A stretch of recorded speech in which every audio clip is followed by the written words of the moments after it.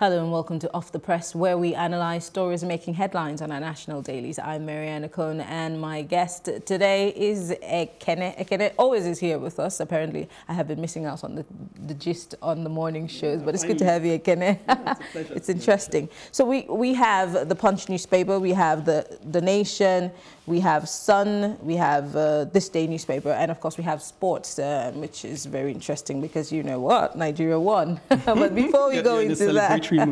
Yes, let's start with the Punch newspaper. Top story here says, defend your lands, Ooni Soyinka tell Nigerians. SMBLF alleges fresh plot. And of course, there's a rider here. Federal government planning to repeal Land Use Act. This is by the Forum. Top right of the Punch newspaper this morning, Nigeria seeks fair trade as Buhari signs AFCFTA. For me, that's a yay. And of course, investors inject $110 million into 44 tech or Nigerian tech startups, and court orders federal government to publish details of runaway electricity contractors. I don't know where you want to start, Ekene. Maybe let's start with the good news, since you said, you know, well, yes, the free trade agreement. I think almost everybody will start off by saying it's good news. Where they then say but is looking ahead. How do we go towards implementation? How do we make sure that quality standards are high? How do we even generate enough export materials? Because obviously what was pointed out by one of the analytics was that Nigeria is like the bride that's going to be wooed because of the large population we have. So a lot of the African countries will be looking to sell to us. You know, that's a given. But what do we have to give? What do we have to export? What do we have to offer? So we need to really get organized on that front. And I don't think we need to leave it all to government. And the question I always ask is that, is it that we do not have enough to give? Is it that we are incapable of building the structures that can actually give out instead of always being the dumping ground? Yeah, exactly. A lot of Nigerians would actually, if they're sincere with themselves, they know that we are very productive people. We are very hardworking people. And when you look in the little niches, you see people working hard and doing good work. The problem, I think, will be the organization, where, you know, how do we come together as a block? How do we organize ourselves in terms of export? You know, like you could take, if you take the Nollywood industry, for example, there's a lot going on there. That's a great export, but when it comes to how do we organize ourselves so you don't have piracy and we can actually, you know, put a system in place that can be monitored and fair and transparent, that's usually where we drop the ball. I'm just wondering, because looking at the administrations that we've had, and this is not necessarily a jab at the Buhari administration, do we have leaders that are capable of thinking in that direction for us? Because half the time we'd rather just stay in between or sit on the fence as long as, you know, no harm is done, instead of actually coming up with ideas. Do we have leaders that are capable of pushing this and making sure that Nigeria necessarily benefits economically from this trade agreement? We do. You see, that's the sadness. We are do. They capable? Yeah, they are as well. I mean, for example, if you take Emefiele, you know, we don't usually proclaim how great he is because he's had successors who have done. He's done well. I won't say he's awesome, but one of the things people are grateful for is the fact that he's now pushing for the deposit. I think 60% of the deposit to be made available for people to encourage small and medium enterprises to actually access some loans from banks. That's a push in the right direction. Again, I would say the problem comes because when you look at the individuals, the Dangotes, the various industries that are doing well on their own, the Koskaris, the issue now comes to how do we organize ourselves? How do we cooperate with one another? How do we form a team that, you know, like a winning team? And that's usually where the problem arises. So we do have people thinking in that direction. Well, I like the level of hope that you have. It's really good. You need to make that rub off on me. Let's talk about the issue of defending our lands. Now, don't forget that there's this Ruga controversy all over the place, and that video that surfaced online with the government being given an ultimatum and southern governors, and yet the DSS is nowhere to be found. Nobody is going after anybody. There seems to be this conspiracy of silence, and it's so loud. And so the Ooni of Ife is saying, defend your lands, and same thing for Soyinka. So I'm wondering, is it now our place to defend ourselves? What about our government? Where are they on this matter? I know, it's strange, because I heard Soyinka saying that for the first time he's what do you say, palpably afraid for Nigeria. And I thought, for the first time, this is a man who has been through the Civil War, and he's saying for the first time. I wonder, that really sends a warning signal to most of us. But I wouldn't really give up on things. I think because at the moment, if you say, oh, it's a palpable silence, is there anything really the government can say at this point that will convince anyone? Because there's such an entrenched distrust. I'll paint you a picture for some guy, and I'm not in any way saying what this guy did was great. Some guy starts a rogue radio station and goes on and on about the fact that he wants to secede, or it's the people of Biafra, this and that. And they're prescribed. Immediately, it was an issue. It was big. Okay, I get you. And these people have been killing human beings, whether in the north, in the south. They've even come to the east. And in a bid to try to help them, government is coming up with solutions, although the solutions went about it the wrong way. Yes.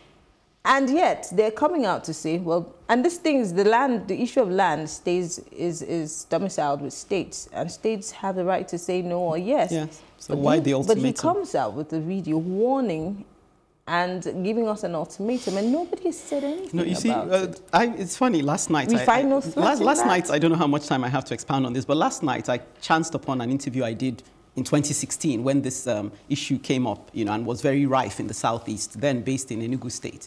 And I had a Miyetti Allah representative in the studio, along with a missionary who'd worked in the north. And when listening back to it yesterday, what made me realize that, what dawned on me was that this is actually a very more delicate, layered issue than we appreciate. The Miyetti Allah man in the studio was pointing out that a lot of the Fulanis who are here have been here before even the formation of Nigeria. Before there was a Nigeria, they were here. And so they have, the man who was speaking to me from Enugu could speak Igbo, could understand Igbo, or for generations they'd lived in Enugu State. So it's a case of, there were peaceful coexistence before the Fulani, but he was explaining that because the population has grown from like 40 million around the time people were, to now almost 200 million, and the land is not expanding. This is why we now need to negotiate. So nobody really needs to see them as a nuisance as much, even though, yes, it's resulted in killings on both sides. We need to now say, look, how can we navigate this delicate situation? Because ultimately, you're dealing with a nation that needs to hold together. Interesting. And it's the biggest story on all the national dailies. Back on the Nation newspaper, let's look at the top stories here. The rider here, Cup of Nations, Ekong, South Africa game is like a final. Madagascar defeats inspired Eagles, says Raw, and Bafana can win AFCON. Those are riders, and of course we have Soyinka Oni to Nigerians, defend your ancestral lands. Okay, JAM to try exam cheats impersonators.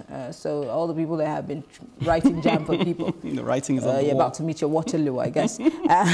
Clark urges PDP not to distract House, and of course NSE expels 38 stockbroking firms. There's been a lot of drama in that area. Let's quickly talk about the NSE. Now, there's been this drama with Con Oil and the NSE and the courts, and now they have expelled 38 stockbroking firms. Is this a good thing or a bad thing? I don't know how much. Well, where we are now, where we're looking for more transparency, more accountability, it would seem to be going in the right direction. What you would want to probe is that there's no politics behind the people they're bringing to book. There's politics in everything. Can you really Yeah, but I guess that they follow a precedent that allows people to say, well, if you did it in this case, we can also do it in a similar case, and you're not taking sides as, so appear to be objective. But also, on the balance of it, it would seem to be a good thing, because we'd rather you brought, along with the JAM people, you brought people who are doing malpractice or, indulging in malpractice to book, than you left people, because we know these things are going on. So let's begin to, shout out that this is wrong, and that will bring you to book, and that encourages more. So kudos to JAM. Finally, they found their voice, I guess. We're happy for them. Moving to the Sun newspaper, top story here says, rumbles over Ruga. South and Middle Belt's leaders alleged plot to repeal Amend Land Use Act. Niger Delta militant Ohaneze youth won over implementation of the ultimatum. And of course, Arewa forums demand schemes reintroduction. All right, so divided house there. And a big story here again on the top left or top right side of the Sun newspaper. Lawyers to seek probe of Abiola's death at ICC. Oh, interesting. Atiku, PDP call witnesses against Buhari today, and 2 die, 9 injured in multiple accidents on Lagos-Ibadan highway. Let's talk about that. Yes, I read a bit about that. And apparently the cause of the deaths was due to, as far as they've declared to us, overtaking, wrongful overtaking, and speeding. And that made me sad because there are already things working against us. The roads are bad. Pretty bad. We've had flooding, you know. Really, we don't need to put our lives in further jeopardy. You know, we're still reeling from the deaths, the ferry accident that capsized. We're looking for information on how many have now been declared dead. So I feel, and this has always been my message, we should value our lives, even if our government doesn't seem to value it. So you know you're already living in a very precarious, under precarious conditions. Why put yourself at further risk by speed? We see it every day anyway, people driving on the wrong side of the road, people speeding, people overtaking without due caution. So this is another opportunity to make that appeal. Please, you know, for goodness sake, take some responsibility for your life and the lives of others. Yes, it's better to be late than be the late, huh? Talking about Abiola's probe, quickly, let's just delve into that at the ICC. There are people who are already dead. Although there is an IBB and there are some other people, but a couple of people, if you follow the June 12 situation or the story, a couple of people are dead and gone. But do you think this is really necessary? Productive? You know, I've always been a proponent of power to the people. So in a way, you know, along with all the various stories we've been following, whether the Koza story, the slapping senator, you know, I like this. Oh, the slapping senator, I like that. I like this, do you say trend we're in, where people are beginning to take ownership for speaking out as, you know, collective. Yes, you could say that, you know, how productive is it in the current climate where there's so many fronts on which we're trying to just keep everyone calm. But I still would say, you know, it's possible this probe didn't start at this time. It may have commenced much earlier than now and it's just coming to light. So I would say, yes, it's always good when people feel that they have a case to you know, to put forward and they pursue it. I think so maybe we're going to have a lot to unravel, or a lot more stories will come out of this. Yeah, at least it shows the system is being worked. I see. Well, let's look at This Day newspaper. Top story on the very top of the This Day newspaper. Move on, Clark advises PDP over minority leadership crisis. And the big story on This Day newspaper is facilitate subsidy removal, assent to PIGB, operators urge Mele Kyari. New NNPC boss assumes office today this person, former NNPC boss Mekanto Baru, tells his successor that he has to surpass his achievements. In other words, do better than I did. Also, finally, Army decries escalation of logistic supplies to insurgents. Okay, wow. Interesting. Wow, that's interesting. Yeah, they should give us more on that. So let's talk about the NNPC. Yeah. In terms of taking away subsidy, I know, you know, we remember when Goodluck Jonathan's administration tried and, you know, the Occupy that erupted after that. I did speak to various people at that time who were heavily involved in the oil industry, and they did say even then that it was actually a good thing to remove oil subsidy, that it actually works against us to have that subsidy there in place. What you wonder, though, is this is the right time, because now Nigerians are significantly in a more financially constrained situation. We're battling against a lot of things. Yeah, so is this really going to be the most popular thing? It's almost like, are you trying to ignite a match to set things aflame? You know, as much as we say it's the right thing to do. So, I mean, it's better late than never. I mean, there may never be a very good time to do this because it's something that, you know, involves tightening up your belt. Yes, so we're not doing very well at that. So perhaps it needs to be progressive. You know, a bit like the Ruga thing. People have argued that it's not necessarily a bad thing, but maybe you needed to have done it in 3 states or 2 and demonstrate to people that this is something that could work. Let's not be in a hurry to do things all at once, because you're dealing with the people who are highly distrustful of government and they're in a very tense place because, you know, financially things are much tighter. So you need to respect their insecurities and handle things gradually and in a way that allows you to educate them as you go along. And finally, let's talk about this issue of the PDP minority leadership issue. The PDP had suspended a couple members of their party in the National Assembly because of the issue of the list. They sent a list to the Speaker, who ignored that list and took another from another group of people within the National Assembly. Now, we know that the issue of occupying those sensitive positions in the House of Rep or in the Senate has to do with the party. So, but J.P. Clark, who is party stalwart and an elder statesman, is saying, let it go and concentrate on other issues. Should the PDP be listening to him?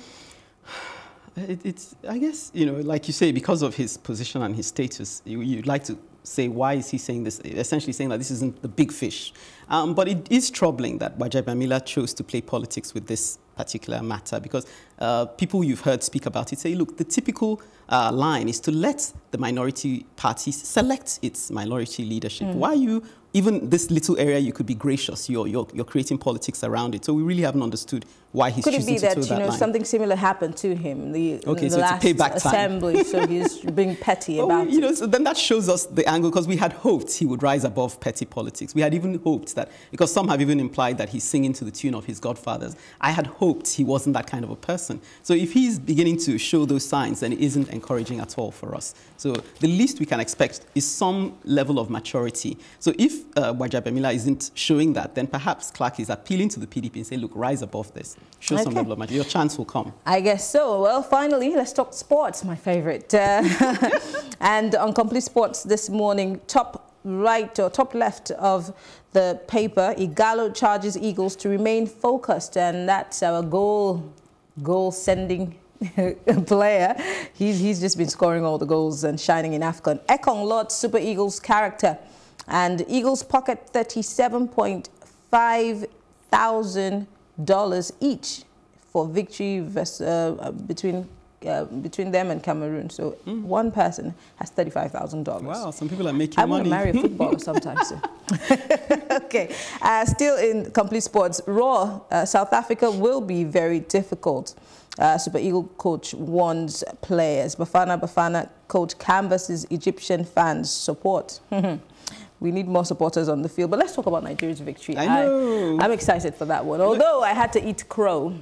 What do you mean? Yeah, I had to eat crow. It's a metaphor for humble shame. Pie? Yes, okay, humble pie. Why did you eat humble pie? So apparently I was here in the office when the match was on, and I said Nigeria was going to lose, that Cameroon was going to beat us blue-black because of what happened during the Nigeria versus Madagascar game. A team like Madagascar, you would never, ever expect, although we blamed it on our jersey. But really? How can the jersey be to blame? Jersey. I mean, somebody wrote an open letter to the president saying, please, can you ban this jersey? Because every time we wear it, we lose. But hey, Odeon Igalo and Iwobi made us proud, so we got the So you're happy to eat crow. You called it crow, you're happy to eat crow. I ate crow, like on social media, I just kept saying, oh, I'm eating crow, thank you. But happily eating crow. Okay, well, yeah, I mean, it's good news, one of amongst them. Football? No, I only watch football when you have, some of the big events, like, I watched it at the one played in Russia, and I got very excited, I was dancing, I was, jubilating. It does get you very involved. I don't know how people can watch football on a continual basis, the high blood pressure, I love the UEFA, the palpitations. I love La Liga, I love it's just the tension is a bit too much for me.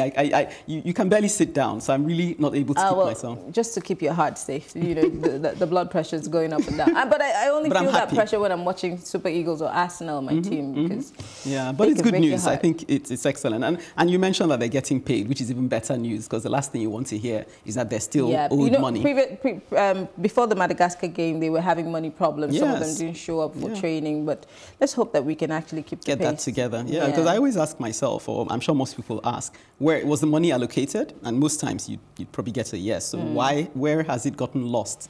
In the pipeline. This is Nigeria. Oh, no, we don't want that to be the case. Ekene, thank you so much for speaking with us on Off the Press. Always a pleasure. No, a pleasure. All right, that's it on Off the Press. I am Marianne Okon. Keep following our programs on Plus TV Africa.